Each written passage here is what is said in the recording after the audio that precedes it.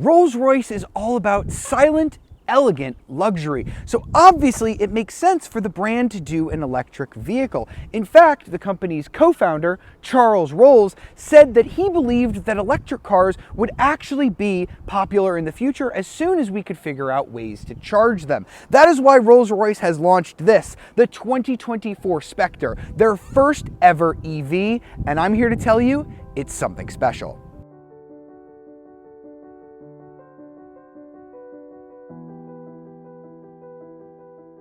Let's start by focusing on the exterior design. Obviously, this is instantly recognizable as a Rolls-Royce vehicle, but when you look more closely at the details, there are some really notable changes on the Spectre versus previous Rolls-Royce models. Firstly, you'll notice that the Spectre has this split headlight design. Now, it might be a coincidence that BMW has also started to switch to a split headlight design, but Rolls-Royce would more accurately like to point you back at the drop head Phantom, which also used a headlight design just like this. This is the widest version of the Pantheon grille that we have ever seen on a Rolls-Royce, and it actually has 22 individual LED lights that look absolutely beautiful at night. This is also the most aerodynamic Rolls-Royce that we have ever seen, with a drag coefficient of just 0.25. They've even reshaped their lovely Spirit of Ecstasy to make her more sleek as she cuts through the air. Now, this might be the sleekest Rolls-Royce that has ever been made, but as you can see, it is still quite a long vehicle, measuring at 215 inches.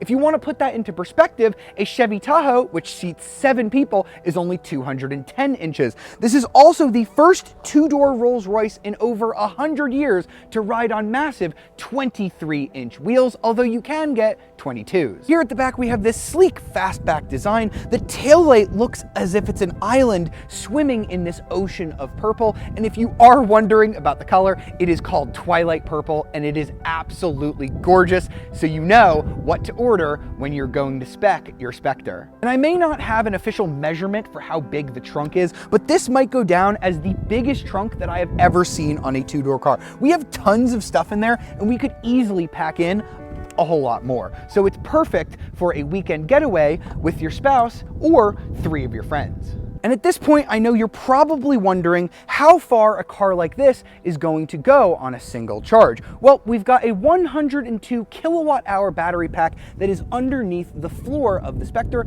as it is in most EVs. That's going to give you more torsional rigidity. It's also going to make the cabin a whole lot quieter, and it's going to give the Spectre a range of about 260 miles on the EPA test. Now, that is a very strict test, and I think that Rolls-Royce is being a little bit pessimistic with their numbers. I actually got into the car this morning and it was showing about 315 miles of range. So I do believe that you could do a lot more than that 260 number if you were driving this gently and comfortably. And when it's time to recoup that energy, most Rolls-Royce Spectre owners are going to charge at home on a level 2 charger, where you'll get speeds of about 11 kilowatts. That should get you a full charge in a little over 10 hours. If you are out and about and you want to charge on a DC charger, you just click this little button right here and it'll pop open the CCS port. Now you can charge at 195 kilowatts. That should get you from 10 to 80% in just about 34 minutes. Now let's step inside the Spectre, where obviously you expect this to be a place of peace and tranquility. You can basically customize the interior however you want. This one has this matching white and purple scheme. I think it looks absolutely bananas. I would totally do my Rolls-Royce just like this. Now the rest of the interior actually looks very familiar if you've ever been in a Rolls-Royce before. A lot of the buttons and switch gear, that's all familiar. They didn't want this to be a completely different environment for customers that have been in these vehicles for years. Now, perhaps the biggest change that you will notice here is this new infotainment system. They call it Spirit, and it is actually a very big upgrade over what we've seen in previous Rolls-Royce models. You're going to see new menus, new layouts, everything like that. It is very easy to get used to, and I am glad that Rolls-Royce Rolls-Royce has upgraded its technology. Now, as part of that new Spirit system, you also get this newly designed digital gauge cluster.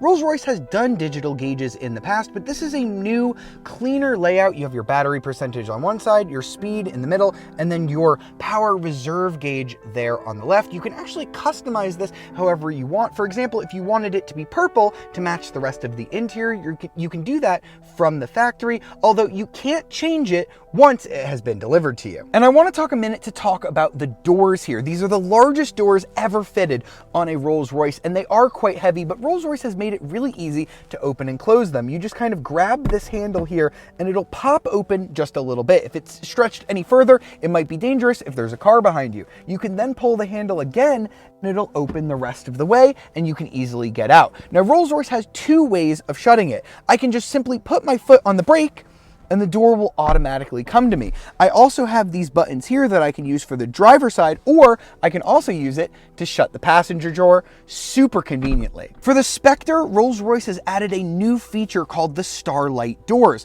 There are 4,796 individual illuminated stars in the doors, and they look absolutely gorgeous at night, especially when paired with the beautiful Starlight headliner. You can also get wood Canadell paneling, which was inspired by the south of France cove where Sir Henry Royce wintered. And if you're wondering about the back seat, this might be a two-door car, but Rolls-Royce does market this as a full four-seater. Now, you just tilt the seat forward. You have these nice metal handles with which to do so.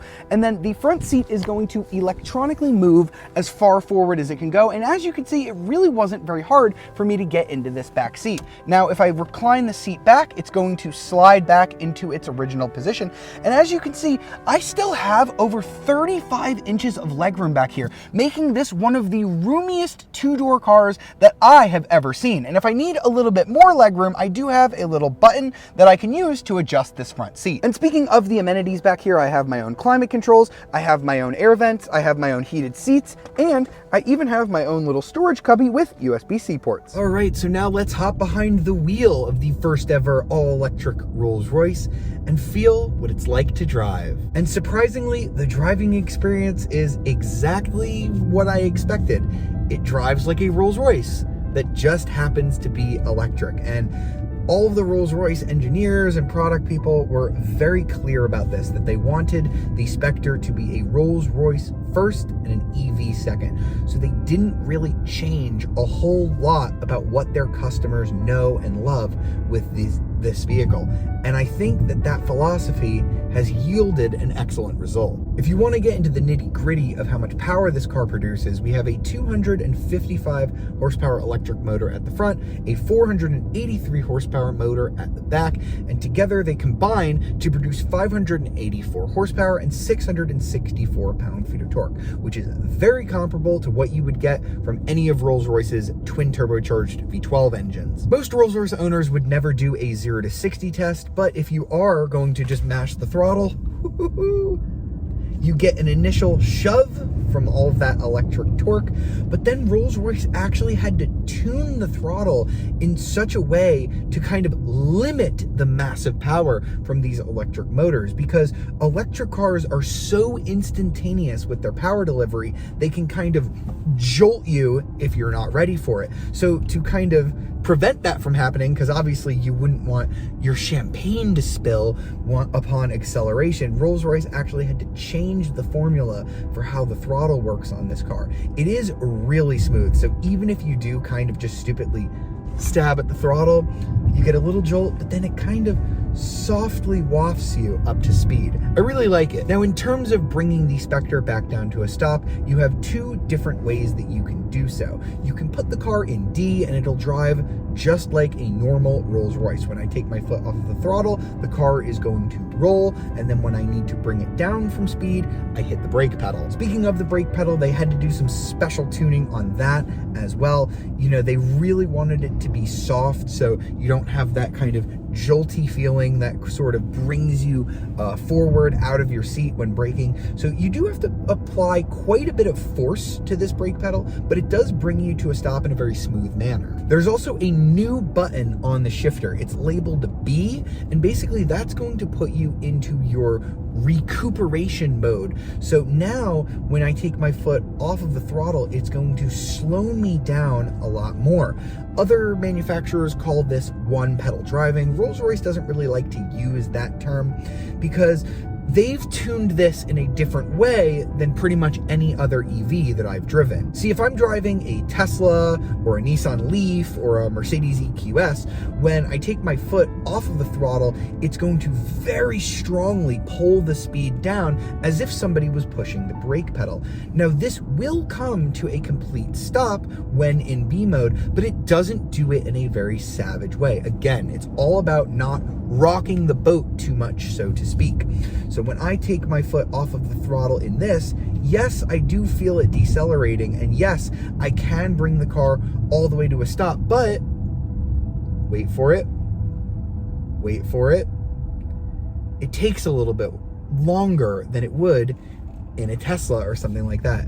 All of that is just to make the experience smoother. And the suspension on this car, how could I not talk about how buttery it is? They call it the planar suspension system, and that is a conglomeration of different things that respond to the different road inputs and road conditions to provide you what Rolls-Royce likes to call the magic carpet ride. This car can actually decouple the anti-roll bars. So let's just say, for example, I go over a rough bump on my front right tire. It can then decouple that anti-roll bar so it doesn't transfer that shock to the rest of the vehicle. This might be a two-door coupe Rolls-Royce, but it delivers a smooth ride like any other larger four-door model. And this whole time I've been driving around silently, as you would expect a Rolls-Royce to be, especially an electric one.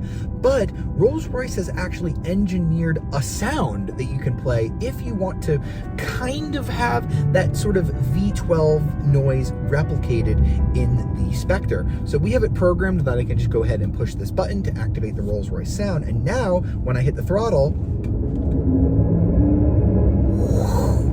wow, I don't know how to describe that. It's sort of a mix of sounds. I guess the best way that I could describe it is as if a ghostly apparition is kind of whooshing through the air. That's kind of what it sounds like a specter, like flying through the road.